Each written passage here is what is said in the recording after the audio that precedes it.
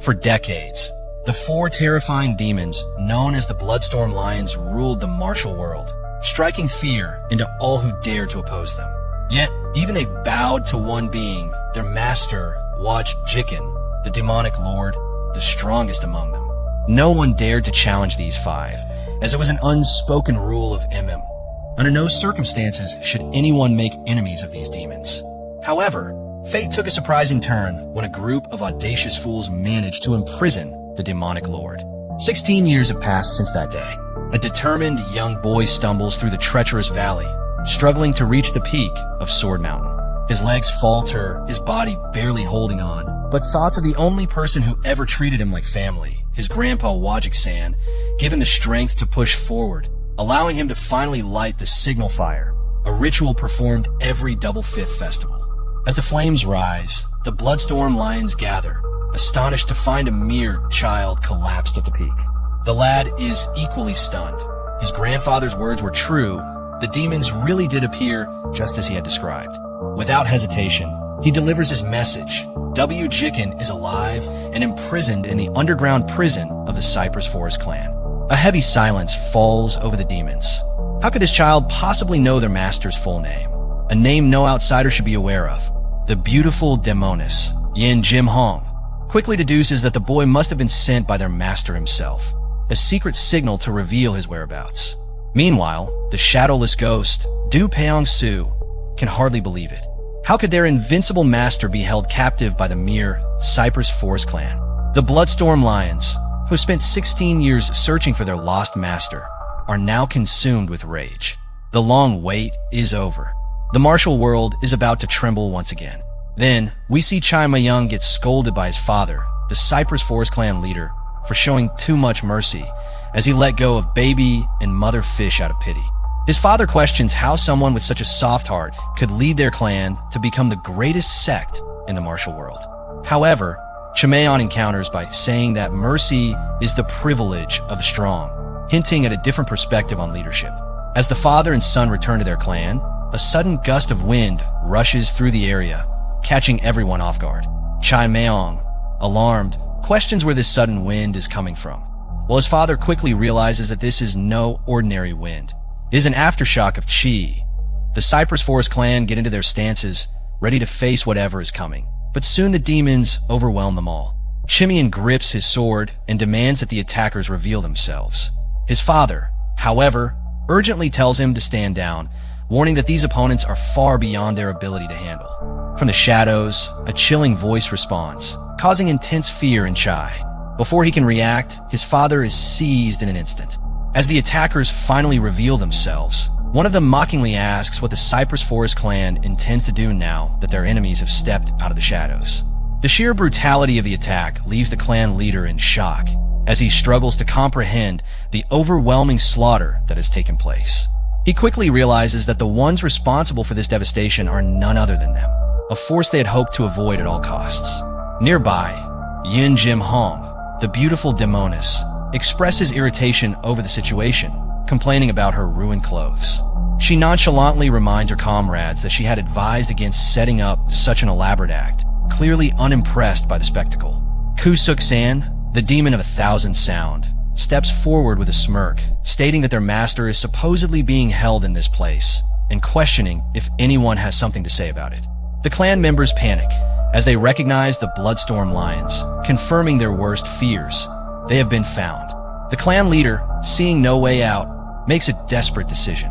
If the destruction of their clan is unavoidable, he resolves that, at the very least, his son Chong must survive. With the last of his strength, he reveals the hidden location of the underground prison where their master is being held. He urgently tells them that an entrance lies beneath the straw mat in the kitchen. The revelation prompts frustration among the Bloodstorm Lions, with Yin Jim Hong recalling that Du Peng Su had supposedly searched that very area. She questions him, implying that he failed to find the crucial entrance due to his focus on slaughtering rather than investigating. An argument breaks out between the demons, with Peng Su protesting that he was not the only one who overlooked the hidden entrance, accusing them of being equally distracted by the carnage. Then he throws away Chai, causing the clan leader to become furious and unleash his most powerful technique, Cypress Fierce Tiger Fist. His aura flares wildly, and an enormous flaming tiger materializes, charging straight at his enemy. However, his moment of triumph is short-lived. Just as his ultimate attack reaches its peak, it is effortlessly blocked. The clan leader watches in horror as his most powerful strike, the culmination of years of training and discipline, is dismissed as if it were nothing. He realizes that against the Bloodstorm Lions, there is truly no hope left for him or his clan. As the demons finish the job, everyone is once again reminded about why it's a bad idea to mess with these demons. The demons finally discover their master, seated in deep meditation. As they approach, he greets them with a sharp reprimand, calling them disloyal subordinates who have only now decided to appear before him. Yet, his harsh words do nothing to dampen their emotions. Overwhelmed with relief and devotion, the demons can only weep, their tears streaming down as they gaze upon their long-lost master.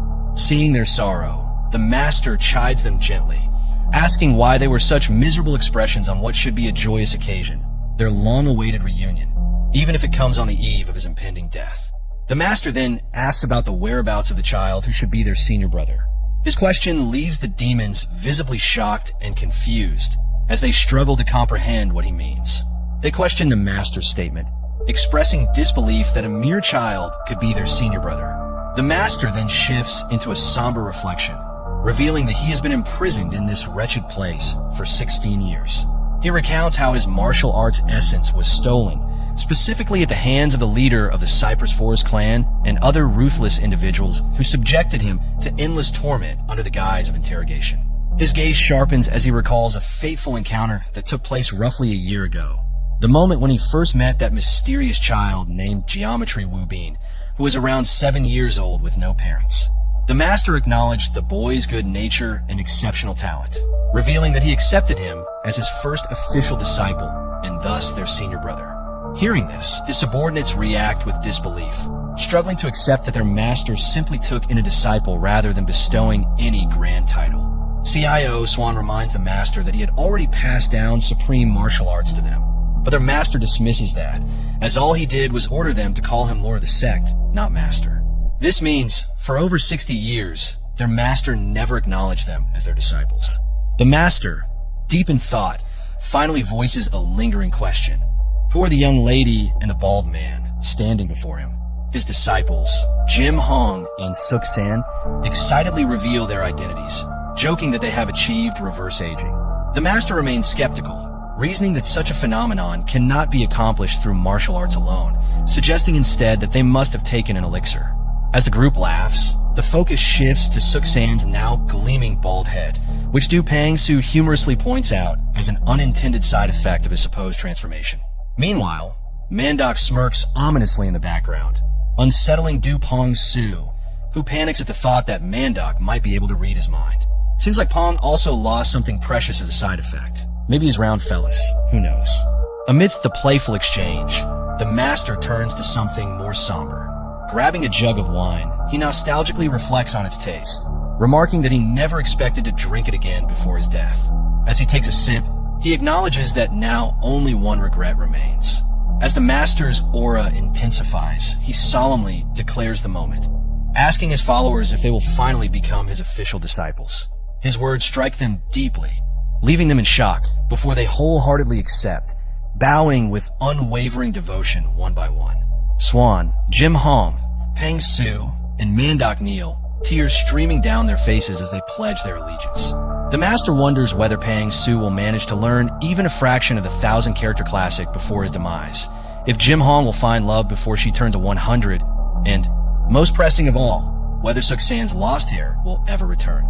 He humorously questions whether Mandok's silence will eventually breed mold. Swan wonders why the master did not touch his head. Was it because he lacks hair? But before he can wonder any more, Master does touch his head to give him blessings as well. With a final request, the master pleads with them to cease their violent ways, urging them to honor their senior brother's guidance. In his last moments, he embraces his disciples, referring to them as his bloodstorm brats with affection, solidifying their bond one last time. Under the moonlit sky, the disciples cry out in anguish, mourning the loss of the one who had guided them through both battle and life. As the master collapses, his frail body finally giving in, The young Geometry when also feels the loss far away from here at Sword Mountain Peak.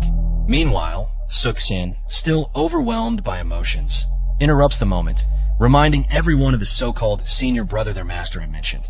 His words spark confusion, and he realizes that the person in question must be the small and noble child they encountered at the peak of Sword Peak Mountain. As he presses further, asking if anyone remembers what they did with their grand senior brother before rushing to their master's side, an eerie silence falls over the group. None of them seem to recall anything, prompting him to mock them for pretending to think. Jim Hong, clearly frustrated, raises her hand and warns them not to pressure her as she tries to remember, or she might just take them all down. This sends chills down the spines of the others. Jim Hong recalls the past, when her comrades recklessly charged ahead like mad dogs to save their master. At the time, she had been worried about the kid who told them about the master and, out of concern, gave him silver, instructing him to wait at an inn on the mountain. She also threatened the poor little kid with a menacing aura that, if he is thinking of lying or escaping, she will not hesitate to tear him apart, regardless of who he is. Now that the kid is supposed to be their senior brother, she feels real guilty for being such a sinful woman. Others attempt to calm Jim Hong down, reassuring her that no one ever expected gentleness from her in the first place. They nervously add that at least she didn't hit the child, though they can only hope that's true. Meanwhile, Mandok suddenly bolts from the scene, prompting Jim Hong to bitterly remark on how that bastard ran off ahead without a word. Swan, observing the mess they've created, suggests that perhaps they should learn something from this debacle, if they're even capable of learning, considering how they usually act. Back at the only inn on Sword Peak Mountain, the demons fail to locate the 8-year-old child. In fact, there's no sign that he was ever there. The man they are interrogating looks utterly terrified, making it unlikely that he's lying. But if the boy had nowhere else to go, where on earth could he have disappeared to? The question lingers ominously, fueling their frustration. Mandok, unable to contain his rage, erupts in a fit of screaming, nearly ripping out the last remaining strands of Swan's already thinning hair in the process. Attempts to rationalize Mando's outburst, explaining that he is merely frustrated and that everyone should try to understand his feelings. Jim Hong wonders if maybe their senior brother could be in some seriously grave trouble. Meanwhile, far from their commotion, the young boy they had been searching for appears to have encountered an unexpected threat. As he cautiously looks around, sensing something amiss, a massive shadow looms over him. He realizes the danger approaching as an enormous tiger. Panic sets in as he quickly assesses his limited skills, recognizing that, while he has learned internal energy cultivation and lightness techniques from Grandpa Wajik San, they may not be enough to escape the deadly predator now stalking him. As the tension escalates, the young boy finds himself face to face with a menacing tiger. Determined to fight, he picks up a crude wooden staff, preparing to charge, despite knowing the odds are against him. Resolute, he declares that, even if he dies, he will face the challenge head-on. The tiger, undeterred by his defiance, lunges at him with a deafening roar, ready to strike. Just as the beast is about to attack, Swan intervenes, smashing the tiger to the ground. Watching from a distance, his allies finally locate their target, the young boy. Recognizing the group before him, he suddenly recalls that these are the same figures he once saw at the signal fire on Sword Peak Mountain. The young warrior, gripped by fear but determined, prepares to face his opponents, clutching his weapon with trembling hands. Jim Hong realizes that, to him, the terrifying figures of his pursuers are just as frightening as the tiger he faced earlier. She questions why he didn't go to the inn as instructed. The kid wonders why these uncles and Annie are here when they were supposed to be saving the master, unaware of their incredible speed. The young warrior, fueled by determination, declares that if the others are too afraid to face the clan, he will go alone. Just as he attempts to rush forward, Jim Hong stops him by grabbing his hand, causing the kid to get hurt. As she tends to the injury, she reflects on why their master entrusted this person to them, recognizing the significance of the young, yet virtuous grand senior brother. With a softened expression, Jim Hong reassures the kid, telling him not to rush because the master he was so desperate to save has already found peace. Geometry Wind kneels before the grave marker, overwhelmed with sorrow and regret, apologizing to his grandfather, feeling that if he had just been a little faster, things might have turned out differently. His grief is met with reassurance from Pang Su, who questions how he could blame himself for what happened. Filled with lingering rage, he then boasts about how they avenged their master by tearing Wang Duk into 18 pieces. Yet, despite this brutal revenge, he still feels unsatisfied. His companions, visibly exasperated, mentally comment on his extreme reaction, reminding him that he already chopped their enemy into pieces and questioning why he's still so upset. After all, he's not a butcher. Meanwhile, Geometry Wu Bin, still processing everything, begins to wonder about something strange. He asks why they keep speaking so formally to him and what this senior brother thing even means. The trio of disciples, after years of wandering the world under their master's teachings, proudly declare themselves as the disciples of Grand Senior Brother Geometry Wu Bin, ready to unleash their full power. They also do a Genu 4-style Power Ranger posing, even though it's quite embarrassing. They just hope to see their senior brother smile. Geometry Wu Bin is left baffled by the eccentric behavior of the so-called uncles. A flashback reveals how his master told him that he might end up with some very strange siblings if he reaches the peak of Soar Peak Mountain by the Double Fifth Festival. The master instructs Win that, if he ever meets these people, he should guide them well on the righteous path, despite their reputation as the world's greatest villains. He insists that, deep inside, they are like immature children. This revelation shocks Wu Bin, as he recalls those very words and begins to process the weight of the responsibility that has now fallen onto him. Back in the present, overwhelmed by the realization, Win questions what kind of burden his grandfather has left him with. His mind races as he struggles with the idea of calling these unruly individuals disciples. His martial siblings excitedly proclaim their loyalty, declaring that they are ready to eliminate anyone who owes him silver or whom he wants dead. Their exaggerated enthusiasm alarms Geometry Wu Bin, who frantically tries to calm them down, insisting that such measures are unnecessary. As Geometry Wu Bin is overwhelmed, his stomach growls, causing immediate reactions from his siblings. One of them offers to hunt a wild boar immediately, while another insists that a single boar is insufficient. They need something much bigger, like a wild boar chief the size of a house with 300 family members. Geometry Win wonders if he truly has to live among them, clearly feeling overwhelmed. Meanwhile, the group gets into a heated debate about food, arguing over whether eating a massive wild boar is even acceptable, with some members calling it a monster rather than an animal. Their conversation escalates further when hunger becomes a pressing issue. One disciple warns that if Geometry Win's stomach growls again, someone might not make it out alive. The argument spirals into personal insults, with accusations of illiteracy and lack of care for their senior brother. Despite all the commotion, Geometry Wu Bin reflects on the situation, questioning whether, despite their madness, the strange group might be his family. However, before he can contemplate further, the moment takes a drastic turn. The enormous tiger suddenly appears, roaring and attacking him. The beast gets overpowered by Mandok before it can harm the kid. Then it's mealtime, as they proceed to roast the tiger over an open fire. The meal begins when hesitantly takes a bite, only to recoil in horror at the bizarre taste. His siblings, however, casually chew on the tough meat, commenting that, in all their years, they've never eaten anything quite like it. One of the Marshall sisters reassures him that, although the taste is unusual, tiger meat is known for improving internal energy and that he should just endure it. Meanwhile, the others dig in without hesitation, relishing the meal as if it were the most natural thing in the world. Geometry Wu Bin has accepted the strange meat, but still wonders how long will he have to keep up this tiger look.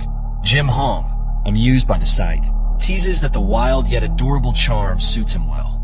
Swan, ever the pragmatic one, supports the idea, reasoning that the mountain winds are cold, making the tiger pelt practical attire. As the group laughs and celebrates their hunt, they begin to praise their own absurd talents, particularly their unparalleled knife skills in skinning the tiger with such precision. Meanwhile, Geometry Win struggles to reconcile the image of these people with their fearsome reputation. Though they treat him with an overwhelming, almost familial kindness, he cannot ignore the lingering reality that they are, in fact, the infamous villains known as the Bloodstorm Lions. After some more banter, a question arises from Win about what should they do with their lives. His disciples, taken aback, struggle to find an answer, as it's the first time they've ever considered such a question. Win is visibly shocked that such a fundamental question could be so difficult for them to answer. Jim Hong casually explains their approach to survival, admitting that they simply barge into inns when hungry and demand food, a revelation that shocks Geometry Wubin. When he questions how they pay for the food, Jim Hong appears bewildered by the very concept of payment, exclaiming that, in her 90 years of life, she has never considered food having a price. Pang Su openly declares that they also acquire money by breaking into the homes of the wealthy and demanding they hand it over. Geometry Win, visibly disturbed, pleads for them to consider entering places in a normal manner. However, Pang Su and his group continue justifying their actions, explaining that if the rich resist, they find great satisfaction in fighting their guards. Their enthusiasm even extends to bandits, whom they claim are strong due to consuming medicinal herbs, making them even more enjoyable to defeat.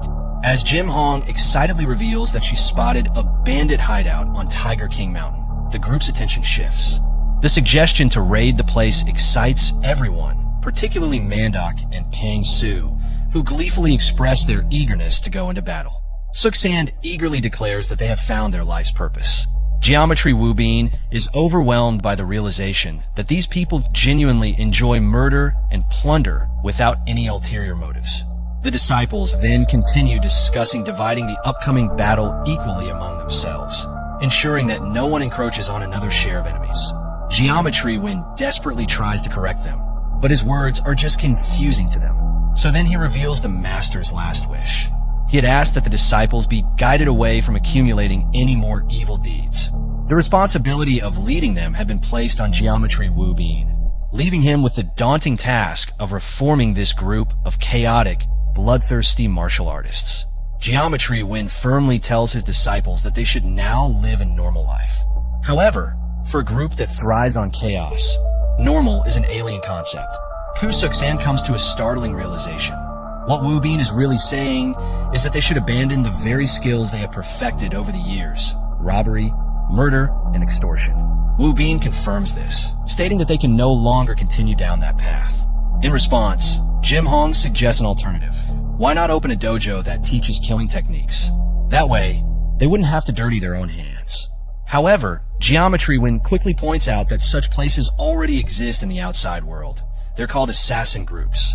Before they can argue further, a mesmerizing fragrance fills the air, transporting them into what feels like a heavenly realm. Win is captivated by this unfamiliar sensation and asks if the scent is coming from alcohol. Ko-swan explains that this wine is their own creation, each of the 4 disciples having brewed a different variety.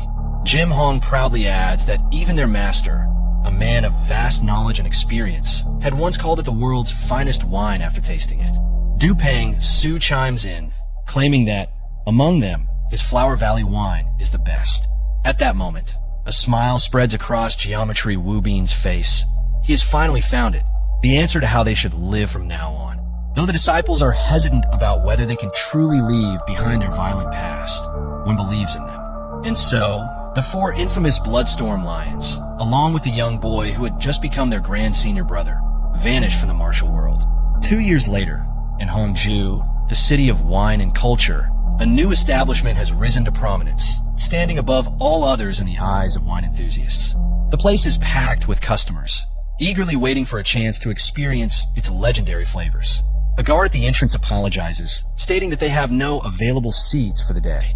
However, one impatient customer refuses to accept this, demanding to know if the guard is joking or if this has something to do with the sorghum wine. He exclaims in frustration that he spent an entire month's earnings from his shop just to taste the wine here, underscoring the establishment's immense reputation. The guard tries to pacify the frustrated customers by explaining that the production of Siggy wine is extremely limited and cannot meet the overwhelming demand. As a result, they have completely sold out for the day. In an attempt to offer alternatives, he suggests that if they're truly craving alcohol, they can visit the nearby Shanga Pavilion for Nirvana wine, head across to Bayon Pavilion for Metha Buddha wine, or try Dream wine at Mungi Pavilion. He hopes they will quench their thirst with these other renowned selections. However, the customers remain unimpressed. To them, if they can't drink Siggy wine, then no other option is worth considering. Rather than wasting their money on anything less, they would rather go home and drink with their wives. At least that would be a fierce taste. As they turn to leave, a man watching the scene unfold clenches his fists in frustration. Overcome with rage, he finally snaps, shouting in exasperation, "What's so great about that Siggy wine anyway?" Once, the grand pavilions of Hongju, including the now crumbling WOA Pavilion, were revered as the finest wine establishments, attracting martial artists and enthusiasts alike. Among them, Baekchung Song, the owner of Bang Pavilion, finds it hard to accept how they have fallen into such a miserable state. Hongwu, the owner of Xingu Pavilion, drowns his frustration in alcohol, resigning himself to the belief that a life surrounded by wine should naturally end with it. The frustration among the once thriving tavern owners is palpable. Every man, woman, and even stray dog seem to talk about nothing but Siggy wine. They fail to understand what makes it so special, why it has driven them out of business, and why customers refuse to settle for anything else. Determined to uncover the truth, one of them suggests they try Siggy wine for themselves. Soon, a selection of exquisite wines, Wind Flow wine, Flower Valley wine, Beautiful Gold wine, and Fruit Heaven wine, are set before them. These legend brews, collectively known as Siggy wine, were not easy to obtain. One of them had to shamelessly flirt with a WOA Pavilion waiter to get his hands on them, feeling as if he had wagged a dog's tail in the process. Yet, the moment the wine touches their lips, they are transported into pure ecstasy. It is as if divine nectar had mistakenly fallen to earth, gracing mere mortals with its presence. Just then, a woman arrives, surprised to see these rival tavern owners indulging in the very wine that has put them out of business. She is introduced as Sua, a shrewd businesswoman who has managed to acquire 30% of Baekhyang Pavilion shares. However, rather than lamenting their misfortune, she scolds them for wasting their remaining wealth on Siggy wine. She presents them with a different perspective. What if Siggy wine were to simply disappear from the market? Wouldn't that be the perfect solution to their problems? Intrigued, yet cautious, one of them asks how they could possibly make that happen. With a smirk, Sua introduces them to a notorious group human scum feared throughout the land, the Three Evils of Juni, the Reation of Jangi. The mention of the infamous Three Evils sends shock waves through the gathered individuals. They recall the sheer brutality of these men, who once wiped out an entire mountain bandit gang simply for eating a wild boar they had reserved. The sight of an entire settlement going up in flames as a result of their wrath still haunts them. Their reputation is further cemented as the discussion shifts to their history with the TCO Tang clan, a once prominent sect in Jangi province. The clan made the grave mistake of offending the Three Evils with something as trivial as splashing mud on their carriage. That minor incident led to the complete annihilation of the entire clan in a single night. The idea of hiring such fearsome individuals for something as seemingly minor as disrupting a brewery makes them hesitate. The Three Evils, after all, are legendary for their excessive cruelty. When they're finally approached with the offer, their response is tinged with mockery. For men who have destroyed entire sects without hesitation, the request to handle a mere brewery for a mere 100 silver taels is almost laughable. One of them smirks and questions whether this is truly Sua's request. Sua confidently presents the offer to the Three Evils of Jangi, enticing them with a lucrative opportunity. 100 silver taels each for what she calls a light night exercise. The trio listens with amusement, but she quickly clarifies that while they are free to rough up their targets, killing them would forfeit their payment. Her instructions are clear. They must make their targets leave town, but ensure they handle them with moderation. One of the Three Evils grumbles, finding it frustrating that he must restrain himself. He admits that, aside from showing kindness to the elderly and children, controlling his strength during a beating is something he's never had to do before.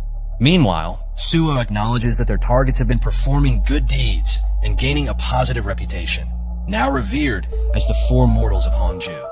Because of this, outright killing them would be troublesome. One of the Three Evils flirts with Sua, suggesting that, if she asks sweetly, he'd gladly take on the job.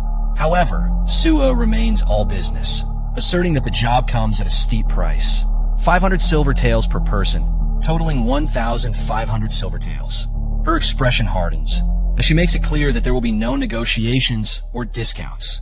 The gathered conspirators, including the disgruntled business owners, hesitate for a moment, realizing the cost, but after a brief moment of resistance, they resign themselves to their fate, exclaiming, "Let's just open them," as they reluctantly hand over their money. The hired mercenaries agree to the job with excitement, eager for the action. One of them exclaims that his body has been itching for a fight, making this opportunity perfect. With that, they take off, dashing across the water toward their target, eager to finish quickly and celebrate with the famous Siggy wine.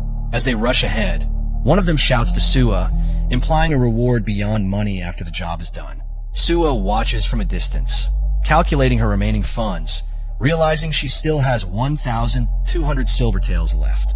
She regrets not negotiating a lower price, lamenting that if she had flirted a bit more, she could have gotten the job done for much cheaper. Meanwhile, the mercenaries arrive at their destination, landing with force and immediately moving into position.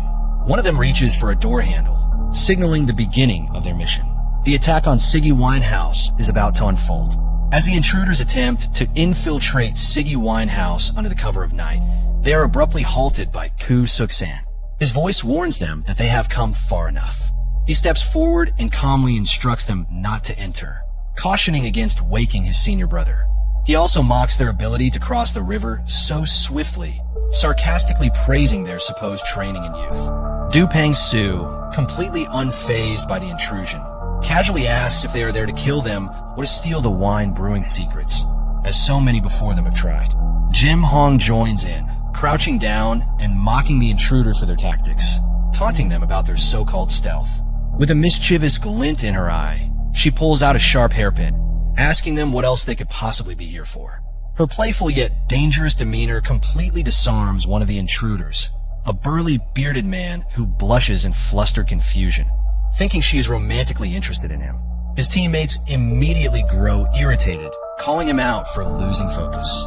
Geometry Wubin's disciples establish strict ground rules. Anyone who causes a disturbance will face an unpleasant fate in the outhouse. Meanwhile, the attackers grow increasingly anxious, feeling an ominous tension grip their chests. The disciples, however, are anything but worried. The disciples confidently invite the attackers in, setting the stage for what promises to be a one-sided confrontation. Dupang Su, flexing his muscles with a wicked grin, eagerly prepares for battle, while Jim Hong playfully apologizes to their opponents, explaining that they've been waiting for a long time to stretch their muscles. Her excitement is clear as she laughs, reminiscing about how long it has been since they last had a real fight. The three notorious scoundrels, known for their ruthlessness, are outraged that mere wine brewers would dare to challenge them.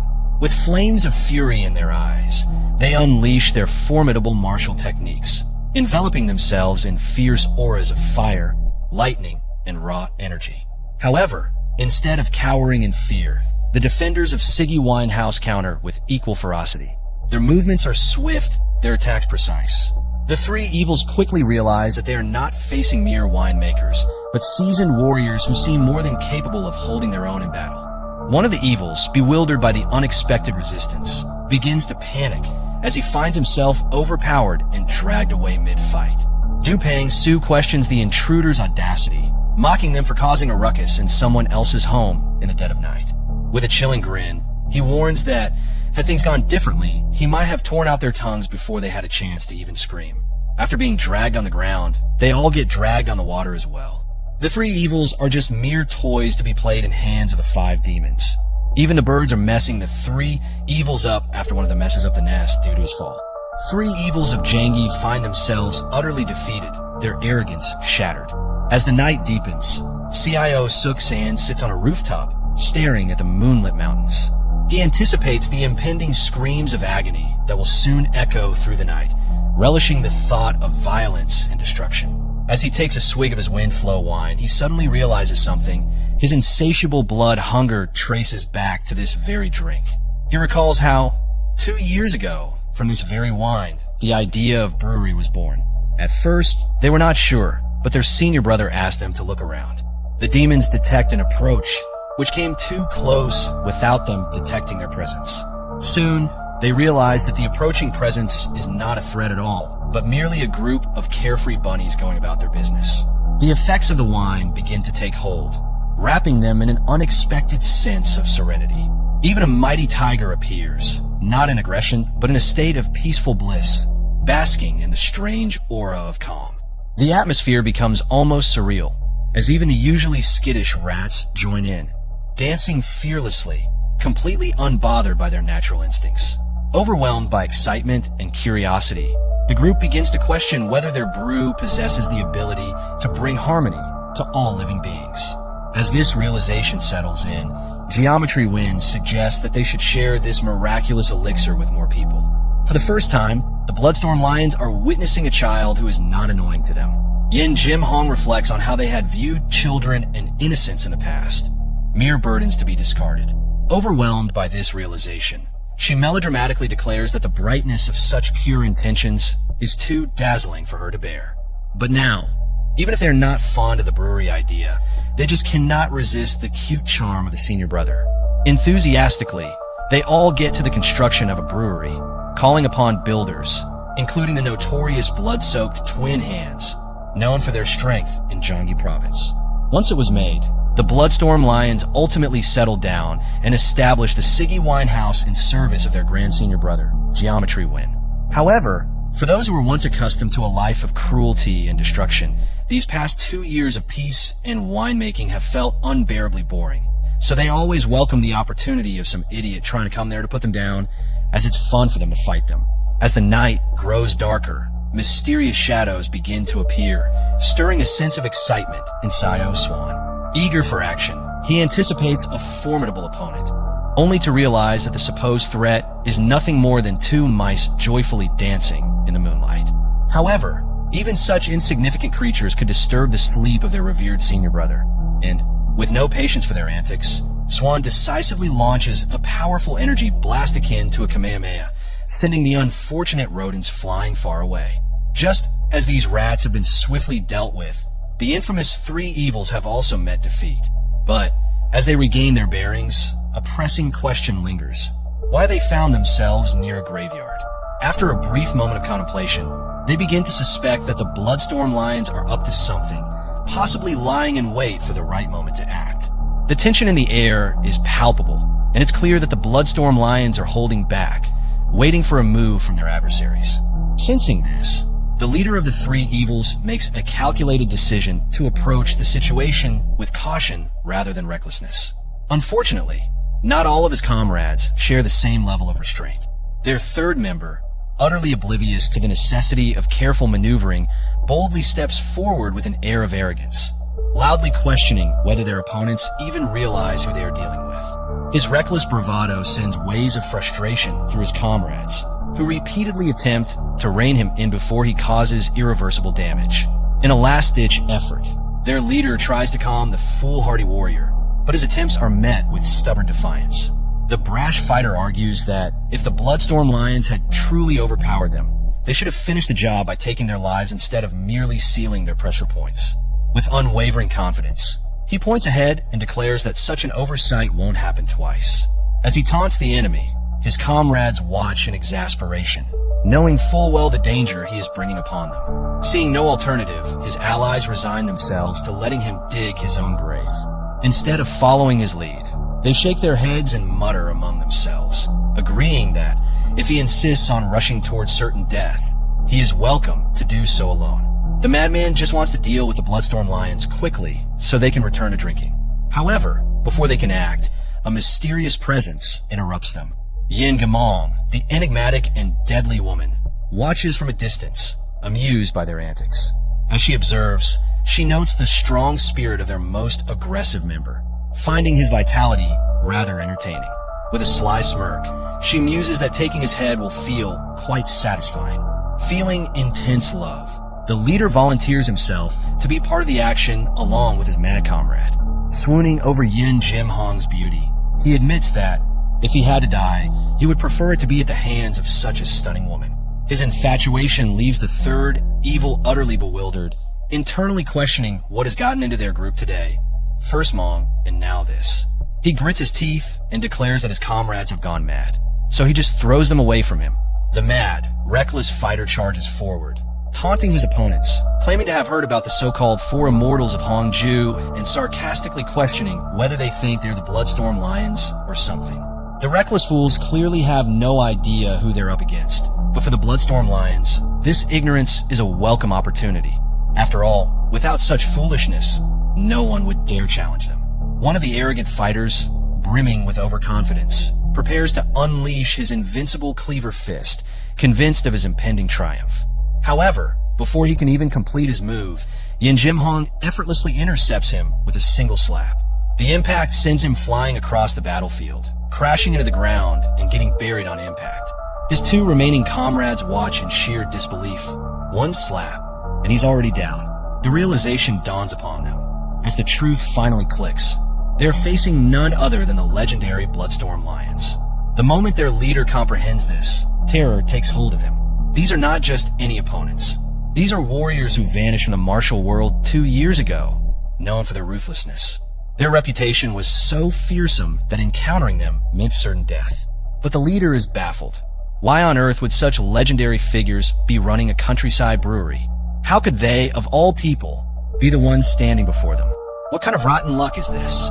Meanwhile, Du Peong-su is visibly irritated at their identity being so openly exposed. Their senior brother dislikes unnecessary attention, and if he hears about this, they're bound to give an earful. However, Yin Jimhong remains completely unfazed. To her, it makes no difference. The two remaining evildoers are as good as dead anyway. Peong-su agrees. After all, the dead don't gossip. But men do. Ever the sadistic opportunist suggests an entertaining alternative, silencing their tongues before killing them. Amused by the idea, both Peong-su and Yin Jimhong revel in the thought, sending an ominous chill down the spines of their two remaining adversaries. However, their last remaining madman refuses to accept his fate so easily. Still filled with reckless defiance, he charges forward once more, determined to fight back.